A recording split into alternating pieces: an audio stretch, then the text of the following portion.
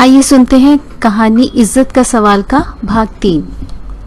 कहानी के पहले 2 भागों में आपने जाना कि कहानी की लेखिका अर्थात चांदनी को अचानक पता चलता है कि उसके घर की छत पर कोई अनजान आदमी मौजूद है।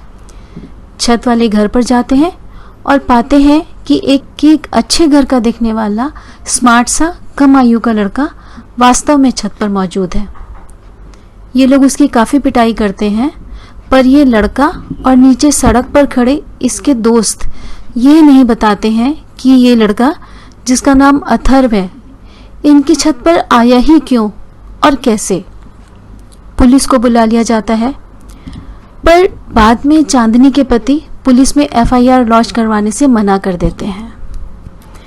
इधर चांदनी को अपने मैके की 28 वर्ष पूर्व की एक मनहूस शाम याद आ जाती है, जब घर में किसी के ना होने पर उसने अपने एक दोस्त को घर बुला लिया था, पर अचानक ही घर के लोग वापस आ गए थे। अब आगे। मेरे बाबूजी शहर के जाने माने वकील थे, पुरातन पंथी विचारों के और परिवार की आन बान के मामले में पूरे कट्टर, मरने मारने तक पर आमादा हो जाते थे। परिवार में थे मेरी भगवान की परम भक्त माँ, 18 वर्ष की कच्ची आयु की मैं, मुझसे छोटी एक 14 वर्ष की बहन पावनी और अंत में सबसे छोटा 9 वर्ष का एक भाई चंद्रकांत। कठोर अनुशासन और किसी भी तरह की स्वतंत्रता से वंचित घर के कड़े नियमों ने मुझे थोड़ा सा क्रांतिकारी बना दिया था। उस दिन माँ बाबूजी को किसी ने रात्रि भोज पर आमंत्रित किया था। चंद्रकांत भी उनके संग जिद करके चला गया था। अब इस बेहतरीन मौके का फायदा मैं कैसे न उठाती। बस मैंने बहाने से दयाल काका को हिमांशु के पास चिट्ठी लेकर भेज दिया। लिख दिया कि घर में कोई नहीं है, आ जाओ। काका को ये कहा कि बहुत ज़रूरी किताब का नाम लिखा है, अभी ही जाना पड़ेगा। उधर जब हिमांशु आया तो दयाल काका को मैंने घर के कामों में उलझाकर हिमांशु को अंदर ले लिया और हम दोनों अपने भावी जीवन के सुनहरे स्वप्न बुनने लगे थे। पावनी भी हमारे साथ ही थी। तभी अचानक बाहर वाले दीवान खाने से बाबूजी की भारी भरकम आवाज गूंजी थी, चंदा। हम सबकी सांसें जहां की तहां अटक गई। हिमांशु अदबदा कर इधर उधर भागने का उपक्रम करने लगा था, पर बाहर निकलने का कोई रास्ता नहीं था।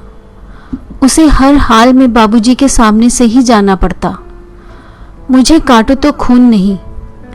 एक विचार आया कि उसे कमरे में छिपा लेती हूँ। थोड़ी देर बाद शायद बाबूजी फिर कहीं बाहर जाएं, तब किसी तरह निकाल दूंगी। पर तुरंत मस्तिष्क ने चेताया, अगर बाबूजी दोबारा बाहर नहीं गए तो। फिर उस समय बिजली की तेजी से बस एक ही विचार कौंधा कि बाबूजी को यही दिखाऊं कि हिमांशु कोई अनजान लड़का है, किसी काम से अभी ही आया था और बस जा ही रहा है। उसे अच्छी तरह समझाकर मैं दीवान खाने में चली गई। बाबूजी ने कहा कि जिनके यहाँ गए थे उनकी श्रीमती जी अचानक काफ़ी अस्वस्थ हो गई थी, तो श्रीमान जी को उन्हें लेकर अस्पताल जाना था।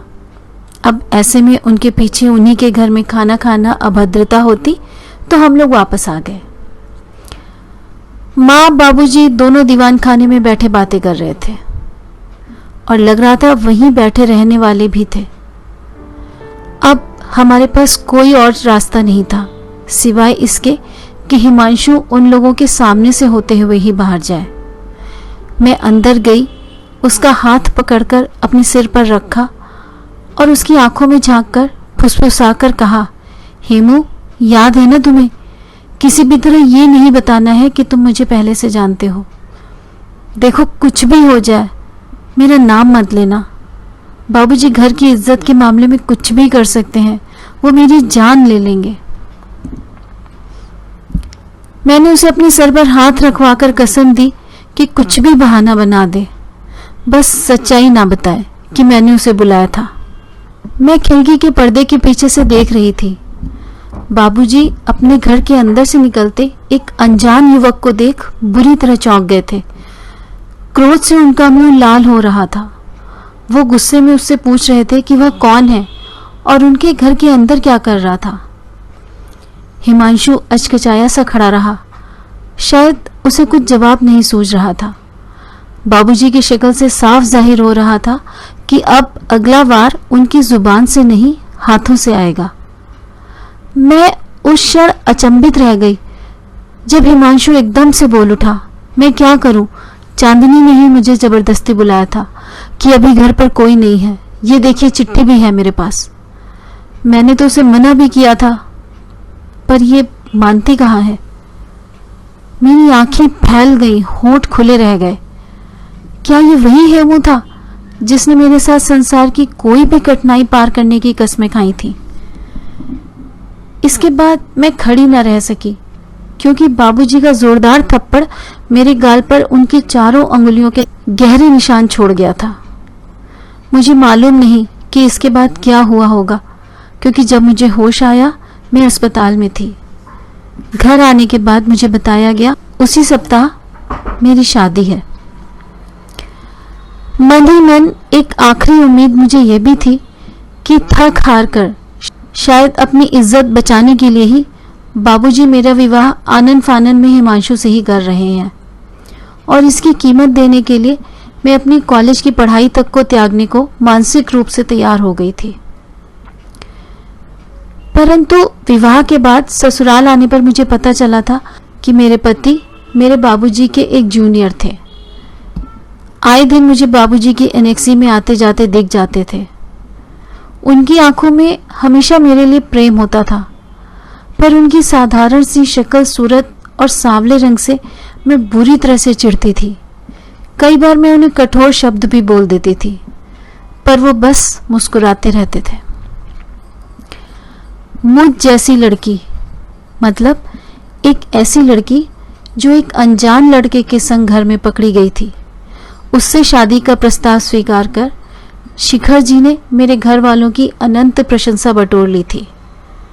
हालांकि ये मुझे कई वर्षों बाद पता चला कि बाबूजी ने शिखर जी को मेरे जैसी लड़की के संग विवाह करने के एवज में उनकी दोनों बहनों के विवाह और छोटे भाई को सेटल कराने का जिम्मा भी ले लिया था, जो शिखर जी ने सहर्ष स्वीकार कर लिया था। जाहिर है इस सब के पश्चात दुनिया के सामने मेरी और मेरे घर वालों की इज्जत पहले की तरह ऊंची बनी रही थी, पर मैं एक तरह से शिखर जी की दो बहनों की दासी जैसी बन चुकी थी। उनके द्वारा अक्सर कोई ना कोई ताना मुझे मिल ही जाता था कि मैंने एक बड़ी गलती की थी और उनके भाई ने मुझ पर तरस खाकर ही मुझसे विवाह किया है।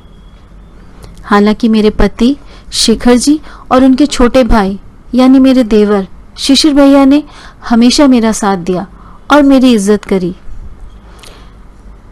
इन दोनों की मैं हमेशा दिल से आभारी रहूंगी, क्योंकि इन्होंने मेरी बात सुनी और मेरा विश्वास किया। अब दोनों नंदें अपनी ससुराल में हैं और मेरे खिलाफ अपने भाई के कान अधिक नहीं भर पाती हैं, इसलिए अब जाकर मेरा जीवन सुखमय हो गया है। मेरे देवर भी अपनी गृहस्थी और परिवार के साथ खुश हैं और पास में ही रहते हैं, पर मुझे अपने मायके जाने में कोई हर्ष नहीं होता।